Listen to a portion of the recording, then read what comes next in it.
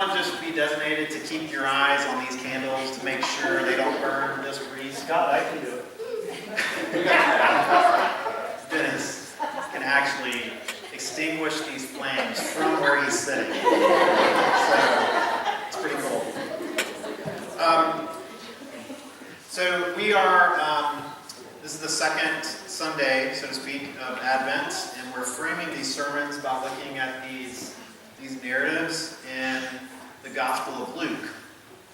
And so last week, Dennis talked about Zechariah, who was married to Elizabeth. They were the parents of John the Baptist, and just kind of the tension of him having faith and doubt at the same time. And so as a result of Zechariah's doubt, God gave him this gift of silence for 9 months. And so we're going to talk about the gifts that God gives us. So last week, God gave Zechariah this gift of silence. This week, he's going to give Mary the gift of surrender. So I've asked my friend Sonia to come and read the passage. So stand with me and her. So she's reading from Luke chapter 1, verses 26 through 38.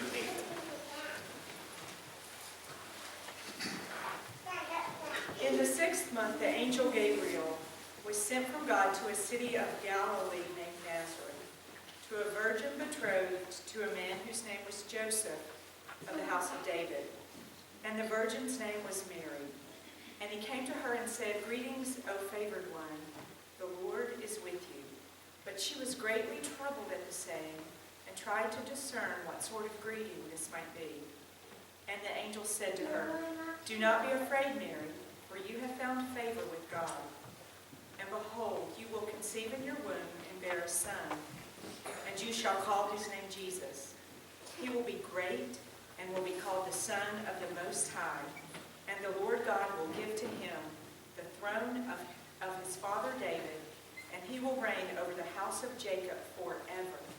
And of his kingdom there will be no end." And Mary said to the angel, "How will this be, since I am a virgin?" And the angel answered her, "The Holy Spirit will come upon you, and the power of the Most High will overshadow you. Therefore, the child to be born will be called Holy, the Son of God.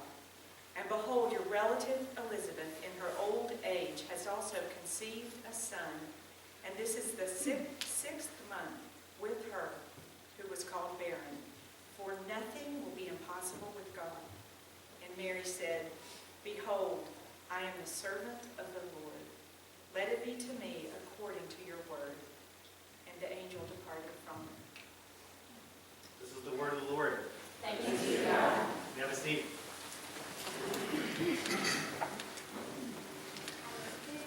So last year, it's going to be different having kids here. Am I allowed to be a parent? Yes. Yes? Okay, I'm going to be very gracious. Very gracious parent. Okay, speaking of parenting.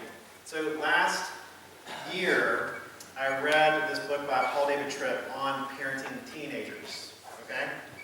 And in chapter 4, he describes what a teen is typically like. Okay, so this is Paul David Tripp. He says, "A teen typically has no hunger for wisdom or correction. A teen has a tendency towards legalism. A teenager has a tendency to be unwise in their choice of companions. A teenager is susceptible to sexual temptation. A teenager has an absence of an eternal perspective of life, and a teenager typically has a lack of heart awareness." And so if you put all that together and you look at Mary, as we are told in terms of what kind of teenager she was, it seems that she's not any of those things. Which doesn't mean that she's sinless. Not at all. Mary needs a Savior just as much as you and I do. And so, but this passage is telling us that she had game. Like, she was a godly teenager.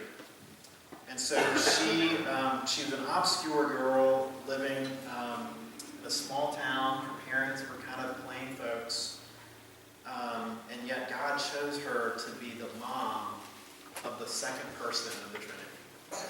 God the Son. So here's where I want us to go tonight. What does Mary teach us about how to respond to circumstances that are outside our control? Have you been there? Okay. It's good to remember that these people that we read about in these Christmas narratives, they're very human, except for Jesus, who was fully human, fully God. But Zechariah, Elizabeth, Mary and Joseph, the shepherds, even King Herod, all of them human just like us. Their lives were just as complex as ours.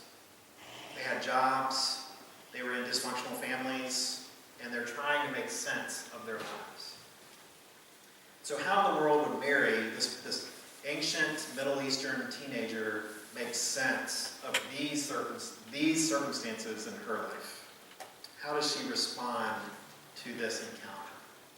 So the first thing she does is she responds by reasoning. So when an angel appears to her, her first response is not, oh yeah, I knew this would happen to me one day. Right? Like I knew that if I was good enough and tried hard enough, that an angel would visit me and tell me something cool. That's not her response. So look at verse 29. It says this, but she was greatly troubled at the saying and tried to discern what sort of greeting this might be. What is she doing? She's thoughtfully reasoning what's happening to her. The Greek word or the Greek phrase, tried to discern, it actually means to make an audit. So are there any math geeks here? No math geeks? Yeah, it's Everybody's willing to. Yes. You love math? But he's really good. But he's really good. So what Mary's doing, she's actually doing some math. She's auditing in her mind. She's trying to kind of add things up and make sense of things. She's asking herself, is this really happening? Like, is this real? Is he real, or it, or whatever this thing is that's speaking to me? Well, he is, and he was. He even has a name. His name's Gabriel. And this angel tells her that when this angel tells her that she's going to have a baby, she rationally responds. She goes, yeah, I've never actually been with a man. That is her first thing that she says. And I love that because it means that the gospel is saying this, hey, use your intellect. Bring all of your rational self to the Lord. And so if you're here tonight and you're a thinking person, like you're analytical, and especially when it comes to like religion and faith and Christianity, you're like, how is all that stuff true? Like, is the Bible trustworthy? Is what I've been taught in my home, is that true? Is it fairy tale? Is it myth? If that's where you are, the gospel invites you not to check your brain at the door. Christianity is actually a very rational, intellectual, vibrant faith to engage in. And so Mary's barriers to the gospel would have just have been as large as ours. Like for a first century Jewish person to be told, hey, God, the God of the Old Testament, will become human and he will live amongst you. Like that was a big, they were like, whoa, that was outside their kind of worldview. And yet she thoughtfully leans into what this angel has to say to her. So Mary teaches us that doubt, it's actually a good first reflex. But then after doubt, she asks a lot of questions, she uses her reason, and then she comes to a place where she believes. So I don't know where you guys are on this Santa thing. In our home, we actually believe in Santa. And I'm speaking in the historical Santa, not the 1930s version per se, but the 4th century version, right? The Saint Nicholas. He was a bishop, a Greek bishop in a town of Myra, which is modern-day Turkey. And don't get me wrong, we don't believe that Saint Nicholas or Santa is God, lowercase or uppercase. He's not omniscient. He's not omnipresent. But over the years, he's visited our house on Christmas Eve. Okay, I know that freaks you out.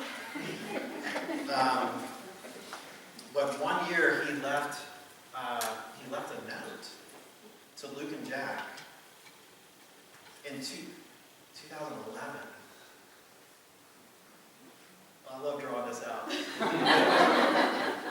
And I want you to see, so sadly I have no video evidence that he was at our house. However, I do have the note and the milk and cookies that he ate on video. So I want you to, this is what I want you to see.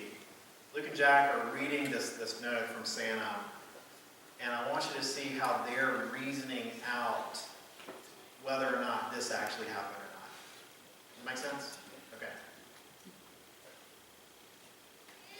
Luke and Jack from Santa. This is to both of y'all. Can you read this one? Dear Luke and Jack, Merry Christmas. It has been a pleasure being in your home last night, placing your gifts under the Christmas tree. I hope you both enjoy the gifts that you receive. Remember, the greatest gift is Jesus, but these other gifts are just a taste of what comes to heaven when we are all with God. Luke, I know you have had a rough year with the 2 surgeries you had over the summer.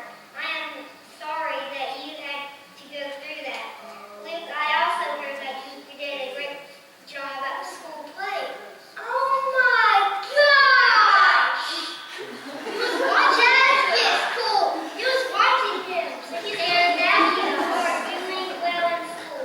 I am sure you could be doing better in school because God has given you a beautiful mind. So, Mom, is he watching me right now? Jack, it has been a pleasure watching you grow this past year. I've heard that you also doing very well in school. Miss Fitzsimmons said that you are very bright child, but you rush for your work. Slow down and be patient. There's plenty of time to play. I know that the both of you have been fighting for the past year. I hope you two of you can get along this coming year. I know Mom and Dad would appreciate if you could love each other the same way God loves you. I gotta go. Your dad doesn't know I'm using his laptop to type this in. Do not wake him up. Again, Merry Christmas and enjoy his birth and enjoy your gifts. In Jesus. Sincerely, Santa. P.S. Thanks for the cookies and milk. What? Oh, look at this! He ate the cookies and he left the milk. That's awesome. I love that because as you're watching that, you see these 2 kids trying to make sense of what's going on, and then their eyes open up in wonder.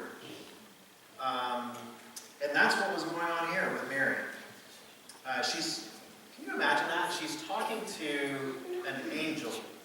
Now, every time the angels appear to humans, their first thing to say to a human is, "Do not be afraid, I am not going to kill you." Which is reasonable because they must have looked not human, right? And so she's having this conversation with this angel who has this name, who has this history, and she comes to a place where she's full of this belief and wonder, and she's rationalizing, she's trying to figure it all out.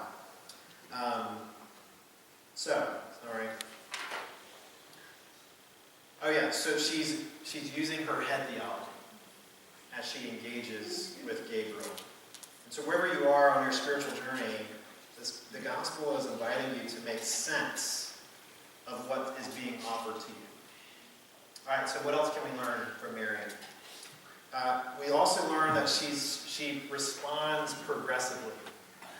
Her faith didn't necessarily happen immediately overnight or right in that moment. Her faith was progressive and gradual. So after her knee-jerk response of being troubled and trying to discern Gabriel's message, she continues the conversation for asking for more information. And then later on in Luke 2, we're told this, but Mary treasured up all these things, pondering them in her heart. So this is attractive to me because it means that for many of us, conversion to the gospel of grace and also our sanctification, it's this process.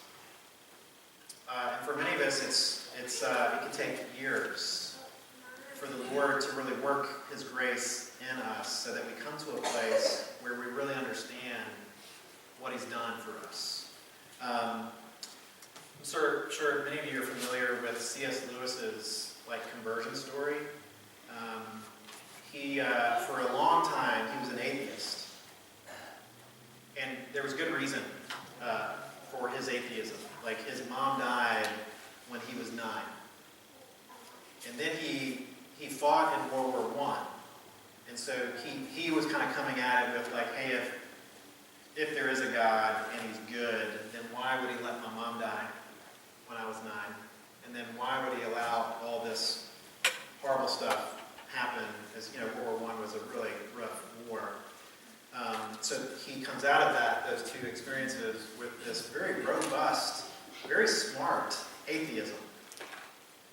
And then, as you know, he becomes friends with J.R.R. Tolkien, who is the author of the Lord of the Rings books. And Tolkien was a strong believer. He was Roman Catholic. And Tolkien is the first one who plants this seed of faith by basically telling him that Christianity is the true myth. So before that, Lewis, he actually converted from atheism to theism. And so he was a theist for about a year. And then he has this conversation with Tolkien about, hey, Christianity is the true myth. That would have meant a lot to him because he was a literary critic. He was a professor of literature. He knew that genre. And so he said this, I know myth when I see it. I know legend when I see it. And I know an eyewitness account when I see it. So he started reading the Gospels, and he understood that he was reading an eyewitness account of actually something that actually happened in history. Not a myth, not a legend. And so he comes to Christ. One day he was riding in the sidecar of his brother's motorcycle. Do you have a picture of what that looks like? I would love one of those. But his brother was a dude named Warren, and they were riding to the zoo. And when they left the house, he was not a Christian. When they got to the zoo, he was. And I love that story because for many of us, we're very similar to that. We hear the gospel, we're processing it, we're trying to figure it out, trying to make sense. For some of us, we hear the gospel and we immediately, we're all in. For some of us, we're no, I need some more information. And God is very patient with us as He works that out in our hearts. And He does that with Mary. So if you're here tonight and you're kind of peeking over the fence into Christianity, I want to encourage you to keep peeking over. For some of you that are here, you think you're a Christian, but perhaps the reality is that you're not, which is very, very common in the South especially. And I want to encourage you as well. The Lord gives you time and space as He works His grace in your life on all levels, intellectually, emotionally, and personally. The last thing that she teaches us, Mary teaches us, is she teaches us by surrendering herself to the Lord. So at the end of this passage, she says to Gabriel, "Behold, I am the servant of the Lord. Let it be to me according to your word." And that, when she says that, that comes right on the heels of him saying to her, "For nothing will be impossible with God." So her statement of surrender is full of hopeful wonder. So earlier she was using her head theology, now she's kind of using her heart theology. So let me ask you this, a couple of questions, not to answer out loud. Have you ever had a season of your life when you had no idea how things would play out? You were asking yourself, or the Lord, what is the trajectory of my life? Where am I going? What in the world is God doing? Where is He? What is His plan for me? Does He even care? So there was a season of my life I was asking these questions. I lived in Memphis, Tennessee. This was with Amy's family, and I was working at a logistics facility in Memphis, and for 18 months, it was probably the hardest 18 months of my life. And to communicate how I was doing, I would send pictures of myself to Amy, just like, this is how my day is going. And you guys, this is in 2006. So this is before the iPhone. So this is the flip phone. Like, this is when texting pictures was new and kind of a big deal. And so I want you to see one of the photos that I texted Amy to let her know how I was doing on this particular day. And guys, it's so appropriate to laugh at that. But that is a face of despair. Have you ever been there? Like, if you can tell, I'm in a cubicle. And I am not wired to work in a cubicle. Some people are, and they thrive in that. I'm not. And so this particular day, I was probably praying, "Lord Jesus, take me now." No, I was probably saying, "Lord, like, what are you doing? Why am I stuck in this cubicle? What are you doing in my life? Where am I headed? Is this it?" Like, I was out of seminary at this point. Hoping that I was being used by the Lord. And as I look back at this was a season where God did use me. It just wasn't in a church. It was in that logistics facility, which was really cool. But at the time, I felt like that. And I think I got to a place where I surrendered myself to the Lord in that spot. And I think Mary she does the same thing. Although her surrender didn't look like this. You can take that picture down. He did look younger in the picture. What's that? He did look younger. Yeah, thank you. So this whole idea of surrendering to the Lord, it's a little ambiguous in terms of what that might look like. So I've been thinking about what it looks like to surrender to God. And so this image from this film, Warrior, has popped up in my heart and head this week. And so this is a story about two brothers. There is a lot of baggage between these two guys. They hate each other. And there's reasons for it that I can't go into. But they're both fighters, like mixed martial arts. And they both enter into this tournament, and they both make it to the championship round. And so now they're fighting one another. And there's been some very hurtful things said on both sides. And there's been